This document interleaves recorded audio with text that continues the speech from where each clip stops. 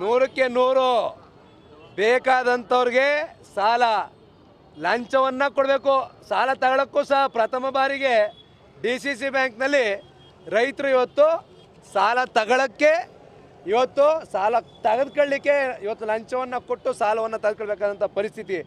ಜೊತೆಗೆ ರಾಜಕೀಯ ಒತ್ತಡ ಇವತ್ತು ಇಲ್ಲೂ ಸಹಕಾರ ಸಂಘದಲ್ಲಿ ಇವತ್ತು ರಾಜಕೀಯ ಒತ್ತಡ, ಸಾಲ ಕೊಡಬೇಡಿ ಸಂಘಕ್ಕೆ ಅಂತ ಯಾರು ಹೇಳಿದ್ದಾರೆ ಅಂತಕ್ಕಂಥದ್ದು ಮುಂದಿನ ದಿನಗಳ ಪ್ರಸ್ತಾಪ ಮಾಡ್ತೀನಿ.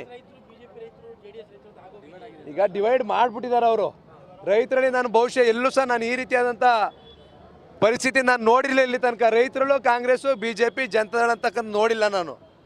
ಇವತ್ತು ಕುಮಾರಣ್ಣ ಅವರು 26,000 ಕೋಟಿ ಸಾಲ ಮನ್ನಾ ಮಾಡಿದರು.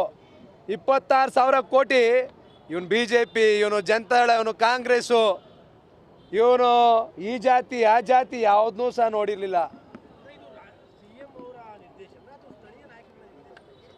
ಇವತ್ತು ನಮಗೆ ಗೊತ್ತಾಗ್ತಿಲ್ಲ ಮುಖ್ಯಮಂತ್ರಿಗಳ ನಿರ್ದೇಶನವನ್ನು ಕೊಟ್ಟಿದ್ದಾರೋ, ಮಂತ್ರಿಗಳ ನಿರ್ದೇಶನವನ್ನು ಕೊಟ್ಟಿದ್ದಾರೋ.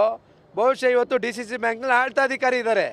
ಒಬ್ಬ ನಿವೃತ್ತ ಅಧಿಕಾರಿಯನ್ನು ಇವತ್ತು DCC ಬ್ಯಾಂಕ್ನಲ್ಲಿ ಆಡಳಿತಾಧಿಕಾರಿಯನ್ನು ನೇಮಕ ಮಾಡಿದ್ದಾರೆ. ಅವ್ರಿಗೆ ಯಾರು ಸೂಚನೆ ಕೊಡ್ತಾ ಇದ್ದಾರೆ, ಅವ್ರು ಯಾರು ಮಾತನ್ನ ಕೇಳ್ತಾರೆ ಅಂತಕ್ಕಂಥದ್ದು ಬಹುಶಃ ಎಲ್ಲರಿಗೂ ಗೊತ್ತಿರ್ತಕ್ಕಂಥ ವಿಚಾರ. ಸರ್ಕಾರ ಏನು ಮಾರ್ಗದರ್ಶನವನ್ನು ಕೊಡ್ತಿದ್ದಾರೆ ಅದರಂತೆ ಇವತ್ತು DCC ಬ್ಯಾಂಕ್ ನಡ್ಕೊಳ್ತಾ ಇದೆ. ಒಂದು ಕಡೆ DCC ಬ್ಯಾಂಕ್ನಲ್ಲಿ ಅವ್ರು ಹೇಳ್ತಕ್ಕಂಥದ್ದು DCC ಬ್ಯಾಂಕ್ನಲ್ಲಿ ದುಡ್ಡಿಲ್ಲ, DCC ಬ್ಯಾಂಕ್ ದಿವಾಳಿ ಆಗಿದೆ. ಇನ್ನೊಂದು ಕಡೆ ಅವ್ರು ಬೇಕಾಗಿರ್ತಕ್ಕಂಥ ಸಂಘಗಳಿಗೆ ಸಾಲವನ್ನು ಕೊಡ್ತಕ್ಕಂಥದ್ದು. ಜೊತೆಗೆ ಇವತ್ತಿಲ್ಲೇ ಬಂದಿದೆ ನೋಟಿಸು.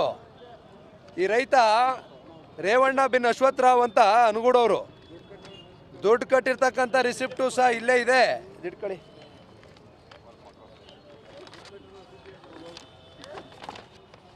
ಇಲ್ಲಿದೆ ನೋಡಿ. ಪ್ರಾಥಮಿಕ ಕೃಷಿ ಪತ್ತಿನ ಸಹಕಾರ ಸಂಘ ಅನುಗೂಡು 1,60,000 ರಿಸಿಪ್ಟ್ ಕೊಟ್ಟಿದ್ದಾರೆ. ಇದು ಯಾವ ತಿಂಗಳಲ್ಲಿ?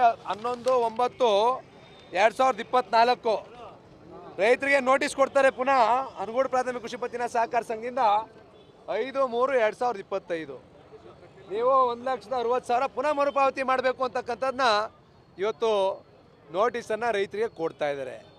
ಇದು ಯಾವ ರೀತಿ ಅಂತಕ್ಕಂಥದ್ದು ನಮ್ಮ ಯಾರಿಗೂ ಸಹ ಗೊತ್ತಾಗ್ತಾ ಇಲ್ಲ. DCC ಬ್ಯಾಂಕು ಅಸ್ತಿತ್ವದಲ್ಲಿದೆಯಾ? ನಮ್ಮ ಸಹಕಾರ ಇಲಾಖೆ ಅಸ್ತಿತ್ವದಲ್ಲಿದೆಯಾ? ಇಲ್ಲ ನಿಮಗೆ ಬೇಕಾದಂಗೆ ಭ್ರಷ್ಟಾಚಾರ ಮಾಡೋಕ್ಕೆ ಅಧಿಕಾರಿಗಳನ್ನ ಬಿಟ್ಟಿದ್ದೀರಾ?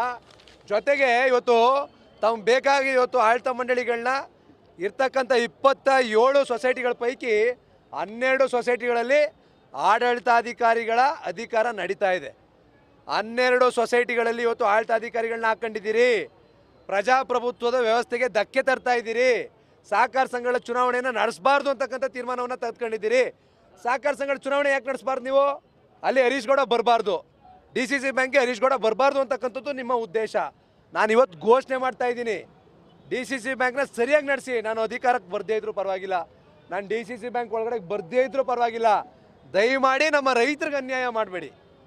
ಇವತ್ತು ರೈತರು ಸಾಲವನ್ನು ತೆಗೆದುಕೊಳ್ಳಿಕ್ಕೆ 1 ತಿಂಗಳು 2 ತಿಂಗಳು 3 ತಿಂಗಳು 5 ತಿಂಗಳು ಅಲಿಬೇಕಾದಂಥ ಪರಿಸ್ಥಿತಿ. ನಮ್ಮ ಸಹಕಾರ ಇಲಾಖೆಯ ಬ್ರಹ್ಮಾಂಡ ಭ್ರಷ್ಟಾಚಾರ. ಇವತ್ತು ಅಧಿಕಾರಿಗಳು ಯಾವ ರೀತಿ ಆಗಿದ್ದಾರೆ ಅಂತ ಹೇಳಿದರೆ, ನಮ್ಮ ಹುಣಸೂರು ತಾಲೂಕಿನ ಅಸಿಸ್ಟೆಂಟ್ ರಿಜಿಸ್ಟ್ರಾರು 64 ಎನ್ಕ್ವೈರಿ ಆಗ್ತಾರೆ. ಸೊಸೈಟಿ ಮೇಲೆ ಎನ್ಕ್ವೈರಿಗೆ ತನಿಖೆಗೆ ಆದೇಶವನ್ನು ಮಾಡ್ತಾರೆ. ಲಂಚವನ್ನು ಫೋನ್ಪೇ ಮುಖಾಂತರ ಇಸ್ಕೊಳ್ತಾರೆ. ಅದಕ್ಕೆ ದಾಖಲಾತಿ ಇದೆ ಇಲ್ಲಿ ನೋಡಿ. ಲಂಚವನ್ನು ಅನಸೂಯ ARCS ಇಲ್ಲಿ ಹೇಳ್ತಾರೆ 36,000 ರೂಪಾಯಿ ಲಂಚವನ್ನು ಫೋನ್ಪೇ ಮುಖಾಂತರ ಸೊಸೈಟಿ ಸೆಕ್ರೆಟರಿಯಿಂದ ಫೋನ್ಪೇ ಮುಖಾಂತರ ತೆಗೆದುಕೊಂಡು ತನಿಖೆಯನ್ನು ಇವತ್ತು ಬೇಕಾದ ದಿಕ್ಕಿನಲ್ಲಿ ನಡೆಸ್ತಕ್ಕಂಥದ್ದು.